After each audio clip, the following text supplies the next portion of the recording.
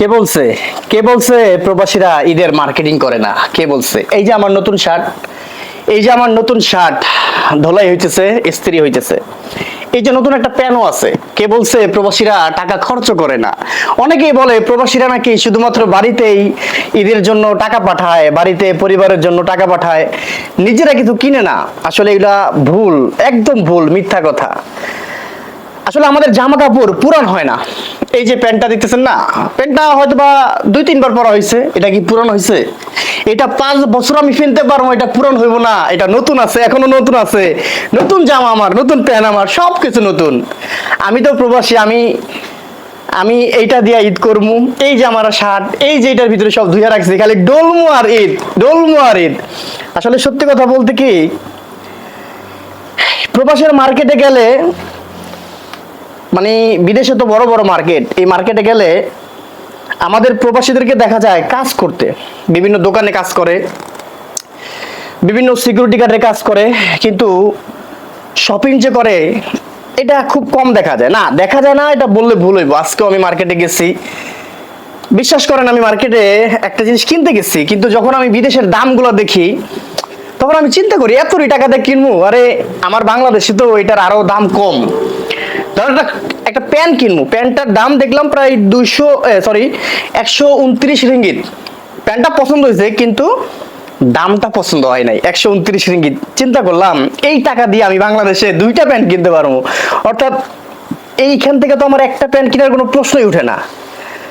আবার অনেক প্রবাসী চিন্তা করে যে এই টাকা দিয়ে আমার পরিবারের সবাই মার্কেটিং হয়ে যাবে। অর্থাৎ আমার যেই একটা প্যান্টের দাম, এই প্যান্টের দাম দিয়ে যদি অন্তত পক্ষে আমার ছেলের মার্কেটিংটাও করা যায়, তাহলেও চলবো। তো এটাই বাস্তব, সত্য কথা, বাস্তব কথা প্রবাসীরা বলতে চায় না। আপনি দেশে আছেন, আপনার পরিবার, আপনার ভাই, আপনার স্বামী বিদেশে আছে, তারে আপনি ফোন দেন, আপনি প্রশ্ন করবেন যে এবার তুমি ঈদে কি কিনছো? বেশিরভাগ প্রবাসী কইব কি আমি কিনছি, হ্যাঁ আমি কিনছি, কিন্তু কি কিনছি সেটা বলবো না।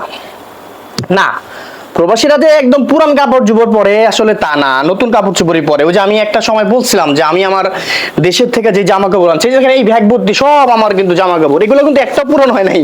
এটা একটা, এই যে গেঞ্জি, এই যে গেঞ্জি ধুয়ে একদম ফ্রেশ, এখন খালি ডলমু। এই যে একটা শার্ট আছে, হ্যাঁ, এই যে পাঞ্জাবি, এই যে গেঞ্জি, এই যে প্যান্ট, মানে কোনটা কম আছে আমার, কোনটা কম আছে? এই যে হ্যাঁ, এই যে এটার ভিতরে আছে, তো আমার সবকিছুই আছে। তো এগুলো পুরান হয় না, কারণ ওই যে পুরাতন জামা কাপড় কিনা কাজ করা শুরু করি, নতুন জামা কাপড় নতুনই থেকে যায়। এখানে আত্মীয় নাই, স্বজন নাই, বন্ধু নাই, বান্ধব নাই, কারো বাসা যায় দাওয়াত খাওয়ার সময় নাই, জামা কাপড় পুরান হওয়ার কোনো সুযোগই নাই। তাই তো প্রবাসীরা পরিবারের কাছে যখন মানে প্রশ্নের সম্মুখীন হয়, পরিবারও চায়, ধরেন আমার স্ত্রী বা আমার মা, আমার বোন আমাদেরকে বলে যে ভাই কি কিনছুস, বাবা কি কিনছুস, আমার বউ বলে কি কিনছো, কিনছি, কিনবো, আছে আছে।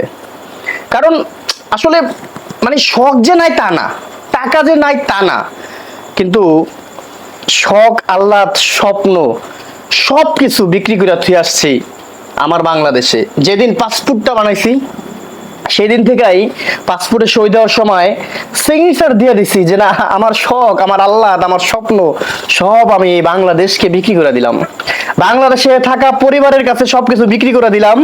কারণ আমি প্রবাসী, আমার মতন হাজারো লক্ষ প্রবাসী আছে।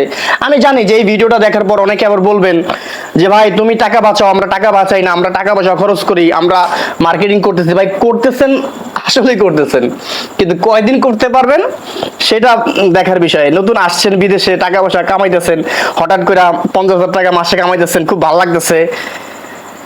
যখন পরিবারের কাছে আপনার একটা দায়বদ্ধতা থাকবো, যখন পরিবারকে একটা জিনিস কিনে দেওয়ার সময় শুরু হইব, তখন থেকে নিজের উপরে খেয়াল রাখাটা, নিজের জন্য জামা কাপড় কেনাটা সবকিছুই বন্ধ করে দিবেন। তো আপনারা কমেন্ট করেন কে কি কিনছেন, ঈদের বাজার কেমন চলতেছে। যেহেতু মালয়েশিয়াতে আমি আছি, আগামীকালকে ঈদ রাত্রে এগুলা সব ডইলা মোলা রাখবো। কালকে আরেকটা পাঞ্জাবি ভিতরে আছে, ওইটা পরবো ইনশাল্লাহ। শার্ট এই যে এটা আছে আমার একটা নতুন শার্ট, এটা ইস্তারি করলে হয়ে যাবে, আরো একটা আছে, সব মিলে হয়ে যাবে ইনশাল্লাহ।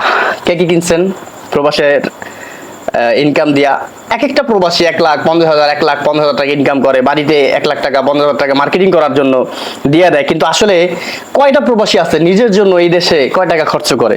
আমি দেখছি, আমি আমার দেখা মতে এই জায়গা অন্তপক্ষে 20-25টা বাংলাদেশিদের সাথে আমার দেখা আছে, হাতে গোনা 2-1টা মানুষ আপনার ঈদের মার্কেটিং করছে, 2-1টা মানুষ 1-2টা প্যান্ট কিনছে, বাকি সব আমার মতনই পুরান জামায় ইস্তারি ছাড়াও কিন্তু পুরান জামায় ঈদ চলতেছে।